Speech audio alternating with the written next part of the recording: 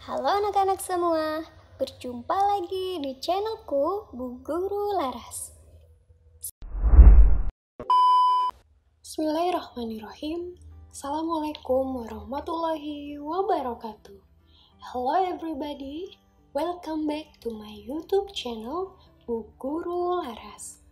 Di pertemuan kali ini, Bu Guru akan membahas chapter 14 tentang You should go to RSUD. Bab 14 tentang kamu harus pergi ke RSUD. Ya, seperti biasa, sebelum masuk ke video yang lebih lanjut, jangan lupa untuk kalian terus mendukung channel ini dengan cara klik tombol subscribe, like, juga komen, dan share ke teman-teman kalian. Semoga bermanfaat. Terima kasih. Yuk kita masuk ke materi. Di bab 14 ini, Bu Guru akan membahas tentang expressions of giving advice, should or shouldn't, yaitu ekspresi untuk memberikan nasihat, harus atau tidak harus, atau tidak boleh ya.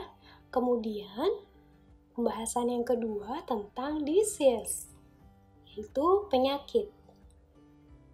Yuk kita masuk ke materi yang pertama. Kalian bisa lihat gambar.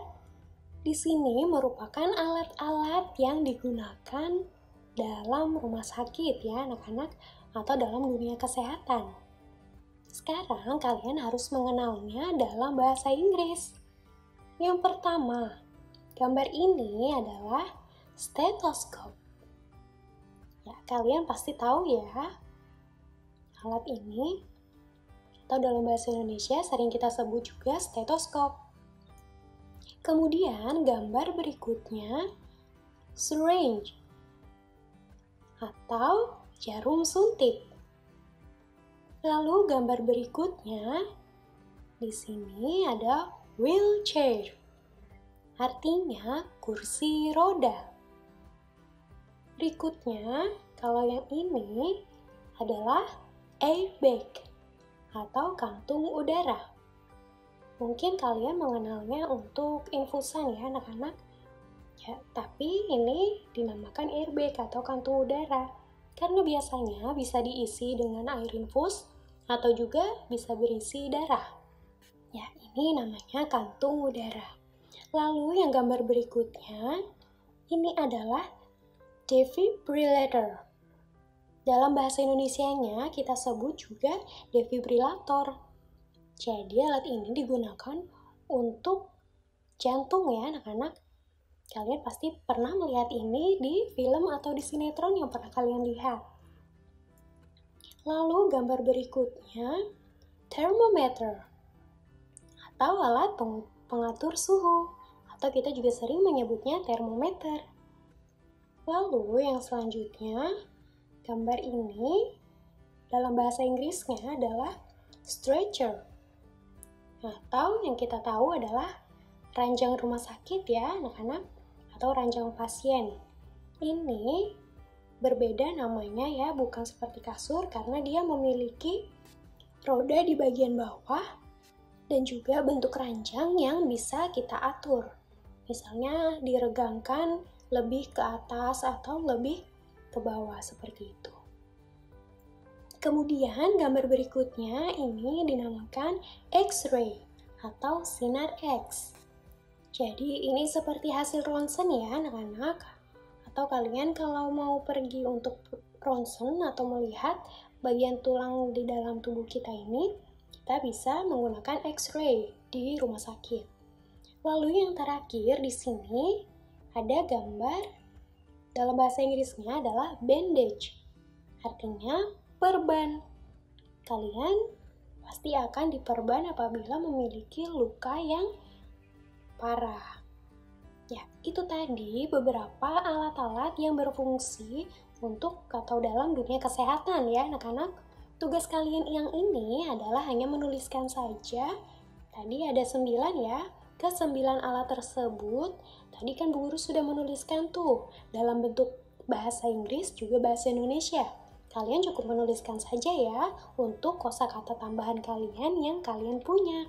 Kalian harus mencatat di buku tulis kalian dan kalian bisa mempelajarinya suatu saat nanti. Tulis yang rapi dalam bahasa Inggris, begitu juga bahasa Indonesianya. Misalnya seperti tadi stetoskop, titik 2 stetoskop. Seperti itu ya. Lalu kita lanjut ke materi berikutnya. Kalau tadi kita mempelajari peralatan medis, sekarang adalah penyakitnya. Yang pertama, I have a sore throat. Kalian bisa lihat dari gambar. Yang dipegang adalah tenggorokan ya. Maka di sini artinya saya sakit tenggorokan. Lanjut gambar kedua, I have a stomachache. Artinya saya sakit perut. Ya, kalian bisa lihat dari gambar juga dia memegangi perutnya ya, anak-anak. Kemudian yang gambar berikutnya, I have a toothache. Ya, untuk gambar ini kita bisa lihat dari gambar saya sakit gigi artinya. Lanjut gambar berikutnya, I have a headache. Saya sakit kepala. Kita lihat gambar berikutnya. I have a cold.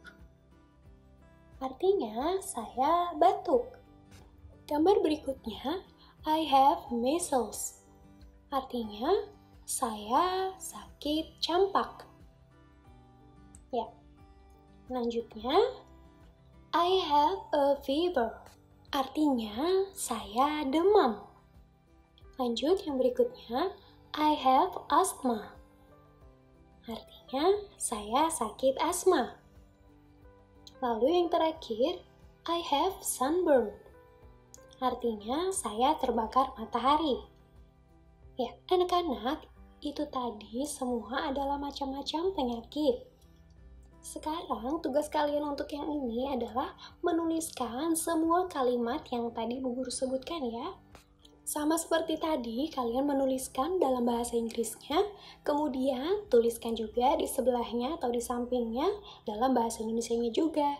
Jadi untuk kosakata kalian, untuk menambahkan kata-kata bahasa Inggris kalian yang kalian tahu, yaitu tentang penyakit. Ya, tulis yang rapi di buku catatan kalian. Jangan lupa nanti kumpulkan ke guru kalian masing-masing. Ya, sekarang kita lanjut ke materi yang terakhir. Should and shouldn't, atau harus dan tidak boleh. Shouldn't kita bisa artikan dengan tidak boleh atau tidak harus ya anak-anak. Ya, sekarang kalian harus mengetahuinya terlebih dahulu. Untuk should artinya itu harus. Kalian bisa menggunakan kata ini untuk meminta atau memberikan seseorang nasihat. Di sini dalam bahasa Inggrisnya, we use should to ask for or give someone advice. Tadi artinya ya, jadi kalian menggunakan kata should untuk meminta atau memberikan seseorang nasihat. Lalu, untuk yang shouldn't atau should not, we use shouldn't to tell someone what we think he mustn't do. Artinya, kita menggunakan kata shouldn't untuk memberitahu seseorang apa yang kita pikir adalah tidak boleh dilakukan. Ya, seperti itu ya anak-anak. Jadi kalian sudah mengetahui arti dari kata should dan shouldn't. Sekarang di sini Bu Guru akan memberikan contoh. Example, di sini ada dialog A dan B. Yang A bertanya, "What's wrong with you?" Artinya, ada apa denganmu? Lalu B menjawab, "I have a cold. What should I do?" Saya sedang batuk. Apa yang harus saya lakukan? Lalu A menjawab, "You should take a rest." Artinya, kamu harus istirahat. Lalu B menjawab, "Thank you." Terima kasih. Ya, jadi tugas kalian adalah seputar ini ya anak-anak. Jadi membuat dialog yaitu ABAB atau boleh kalian menggunakan nama teman kalian. Misalnya kalian dengan teman kalian, misalnya Siska dengan Bobby, seperti itu. Lalu yang bawahnya lagi juga Siska dengan Bobby ya. Jadi terdiri dari 4 kalimat. Yaitu kalian menanyakan, kemudian teman kalian menjawab, lalu kalian jawab lagi, dan diakhiri dengan thank you. Jadi kalian tinggal mengikuti saja ya dengan contoh, sama seperti contoh, misalnya untuk kalimat atau pertanyaan pertama, dialog pertama kalian yaitu what's wrong with you? Kemudian ini di sini untuk nomor 1 ada kata kuncinya yaitu sore throat. Jadi kalian, ini nama penyakitnya ya, kalian jawab dengan I have sore throat. What should I do? Lalu yang A menjawab, untuk kalimat yang bawahnya, you should drink much water. Jadi kalimat yang drink much water ini adalah untuk kalian jawab di kalimat yang ketiga. Jadi tinggal kalian tambahkan, you should drink much water. Ya, kalian bisa lihat contohnya ya, yang seperti Bu Guru tulis ini. Kalian perhatikan, semua kalimatnya yang sama seperti contoh, hanya saja yang bagian kalian ubah ini, yang kalimat yang berwarna berbeda ya. Yang lainnya ini adalah sesuai dengan contoh. Ya, kalian cukup membuat 3 dialog. Di sini sudah disediakan kata kuncinya, yaitu yang pertama adalah penyakitnya, kemudian yang harus kalian lakukan, atau nasihat yang diberikan. Jadi tinggal ditambahkan nanti diawali dengan you should see doctor. Kemudian yang ketiga, you should take medicine. Seperti itu. Dan penyakitnya juga ya, tambahkan saja awal kalimatnya I have sore throat, I have a fever, I have a headache. Seperti itu. Mudah ya anak-anak? Jangan diambil pusing. Sebenarnya ini mudah, kalian hanya perlu fokus untuk memperhatikan kalimat-kalimat yang tinggal kalian salin dan yang mana yang harus kalian ubah. Selamat mengerjakan, ini tugas kalian, dan jangan lupa kirim tugas kalian ke guru kalian masing-masing. Ya, cukup sekian untuk video kali ini, sampai bertemu lagi di pertemuan yang berikutnya. Sampai jumpa, wassalamualaikum warahmatullahi wabarakatuh.